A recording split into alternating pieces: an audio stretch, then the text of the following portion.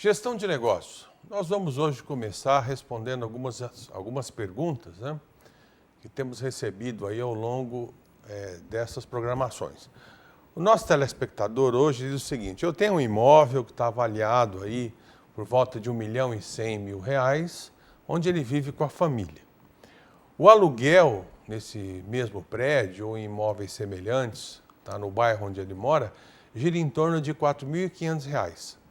E ele está cogitando vender o imóvel e aplicar a maior parte dos recursos em uma carteira diversificada de fundos imobiliários com perfil de renda e cerca de 20% a 30% em aplicações conservadoras, ou aplicações que geram bastante liquidez.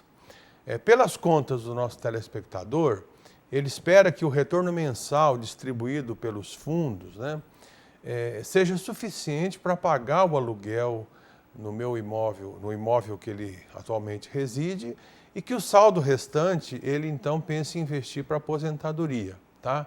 E ele pergunta para a gente se essa conta faz algum sentido, ou se esse movimento que ele está fazendo é um movimento considerado bastante agressivo. Bom, as contas com os parâmetros atuais, elas fazem sentido. Mas pensando no longo ou médio prazo, seria uma estratégia arriscada que pode trazer surpresas desagradáveis. Eu não vou considerar para o raciocínio a possibilidade de o dono do imóvel do qual você seria inquilino pedir o imóvel de volta ao término do contrato de locação, obrigando você a se mudar. Eu vou partir da premissa de que você permaneceria no imóvel enquanto fosse do seu desejo.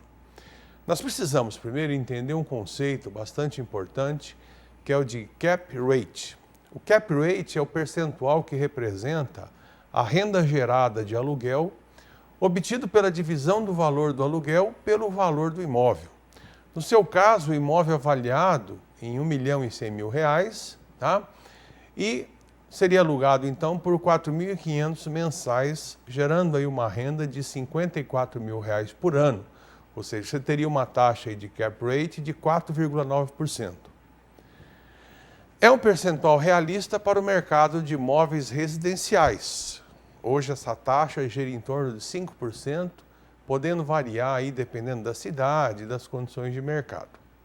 Quanto aos fundos imobiliários, nós temos que considerar aqueles que têm como estratégia a distribuição da renda com aluguéis e não tanto a preocupação em mudar o portfólio para ter também a possibilidade de lucrar com a compra e venda de imóveis.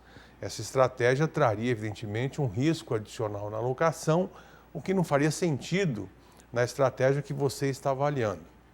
Para essa categoria, nós temos fundos com foco em imóveis comerciais, imóveis logísticos, shopping centers, hospital e até campus universitário. Todos eles hoje possuem um cap rate em torno de 9%. Se no médio e longo prazo nós conseguíssemos garantir que essa taxa dos imóveis residenciais se mantivesse em 5% e que a dos fundos imobiliários se mantivesse em 9%, a sua estratégia seria perfeita. Porém, este é justamente o risco da estratégia. Nós não temos como garantir essa diferença da taxa.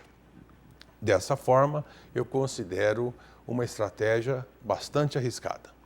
Por que o Tesouro Direto deixa a Previdência no chinelo? Ainda que os planos de previdência pareçam o caminho mais natural para muitas pessoas que pensam onde investir para a aposentadoria, cada vez mais consultores financeiros têm sugerido o Tesouro Direto como a melhor opção de investimento para esta finalidade. A preferência pelos títulos do governo, mais especificamente pelas chamadas NTNs-B, é explicado por uma série de razões. Eu vou aqui elencar algumas delas para que você entenda, tá? Porque esse investimento é considerado para a aposentadoria um investimento ideal, especialmente para aqueles investidores que não gostam de correr muitos riscos e querem uma renda quando a hora de pendurar a chuteira chegar. O primeiro motivo é que o título do Tesouro Direto, ele permite sempre um rendimento acima da inflação. O Tesouro Nacional possui títulos com diferentes formas de remuneração.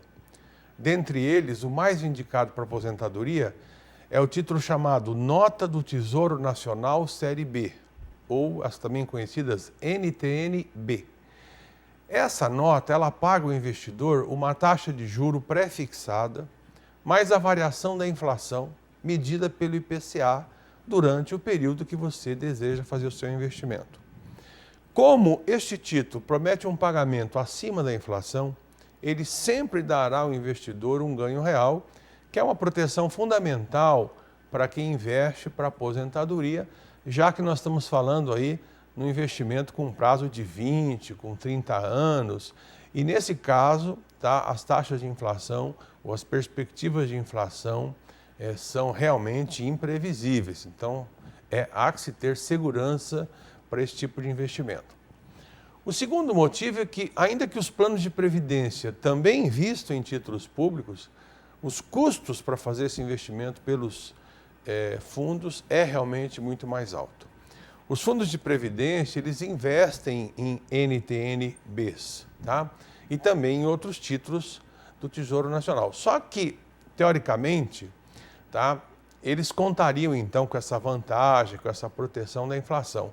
Mas o custo que você vai pagar pelo fato destes intermediários fazerem essa aplicação, eles são realmente muito altos. A maioria dos fundos de previdência tem boa parte ou quase a totalidade da sua carteira composta por esses títulos. Justamente por isso, o que se cobra de taxa de administração é bastante elevado.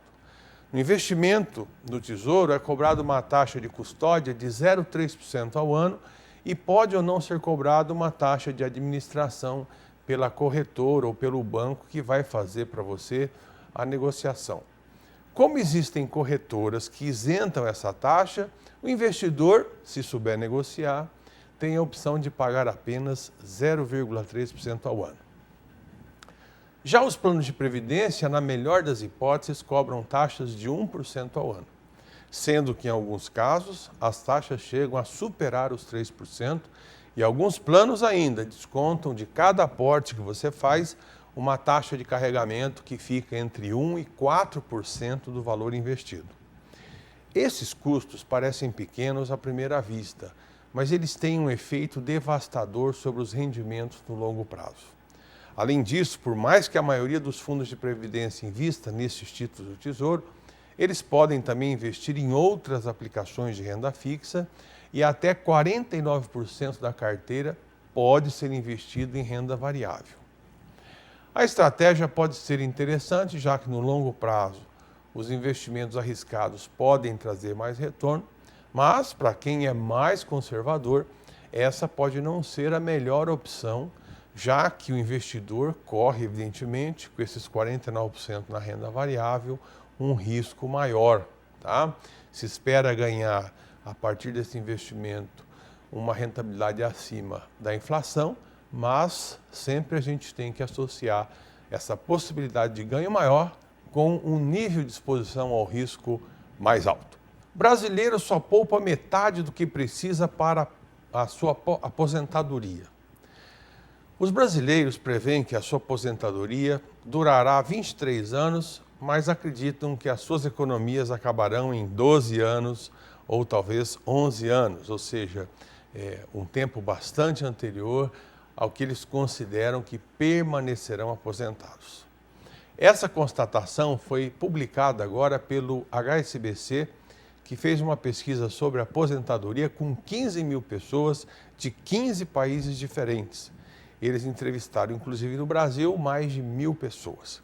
Segundo a pesquisa do HSBC, o brasileiro começa a economizar para a aposentadoria 4 anos antes da média mundial, mas 64% dos entrevistados nunca pouparam para a aposentadoria. Pelo estudo, também é possível dizer que os brasileiros se preocupam mais com o curto prazo do que com o longo prazo. Se tivesse que escolher entre poupar para as férias ou guardar o dinheiro para a aposentadoria, 49% responderam que escolheriam economizar para as férias, 43% que poupariam para a aposentadoria e 8% não souberam responder. Aproximadamente 59% consideram inadequada a sua preparação para a aposentadoria. 41% declararam que não fazem o suficiente e 19% admitiram que não estão nem se preparando para tal aposentadoria. Uma parcela de 38% dos entrevistados afirma que poupa regularmente. Dentre os que nunca pouparam para a aposentadoria, 42% justificam que não o fazem por causa do alto custo de vida e 24% disseram que não poupam porque nunca pensaram nisso. Os brasileiros acreditam que poderão viver confortavelmente durante a aposentadoria com 70% da sua renda atual. Ao se aposentar, a metade disse que pretende passar mais tempo com a família e os amigos, e a outra metade afirma que vai viajar. Questionados sobre os receios na aposentadoria, as principais preocupações mencionadas foram ter condição para pagar assistência médica, dificuldade financeira, e parte dos entrevistados também disse que se preocupa em ter problemas de saúde, tá? E o receio dessas dificuldades financeiras, juntamente com a saúde, passa a ser efetivamente o principal motivo para que eles possam poupar, segundo aí 45% dos entrevistados. 22% dos entrevistados também disseram que poupam pela percepção de uma baixa qualidade de vida de familiares que já estão aposentados. A pesquisa também abordou os temas planejamento financeiro e consultoria profissional. Segundo os resultados, 42% pouparam mais depois que começaram a se planejar, seja de maneira formal ou informalmente, sendo que entre os que tiveram assessoria profissional, esse percentual sobe para 58%. A previdência pública é considerada por 37% dos entrevistados uma importante fonte de renda na aposentadoria. Em média, as pessoas ouvidas pelo estudo consideram que a previdência pública comporá aproximadamente 31% de sua renda na aposentadoria. Esse estudo do HSBC, ele revelou a falta de planejamento, tá? E esse problema de falta de planejamento para a aposentadoria não é um problema exclusivo dos brasileiros. Segundo essa pesquisa do HSBC, quase a metade dos entrevistados em 15 países não está preparada para enfrentar sua aposentadoria de maneira adequada. E olha que em países com renda muito alta, como o Reino Unido, a França, o Canadá e mesmo a Austrália, tá? Nós encontramos no estudo uma menor preocupação com esse planejamento para se aposentar. Realmente é surpreendente, porque há todo aí um entendimento, né, de que na realidade isso é uma questão muito cultural, que isso acontece em países aqui da América Latina, mas a pesquisa mostrou que não, que o mesmo problema nós encontramos em países ditos desenvolvidos. Termina aqui o nosso programa Gestão de Negócios. Para dúvidas, críticas, sugestões, para suas questões, suas perguntas do dia a dia da economia, escreva para a gente no tv@unipar.br. Obrigado pela sua audiência e até a próxima edição.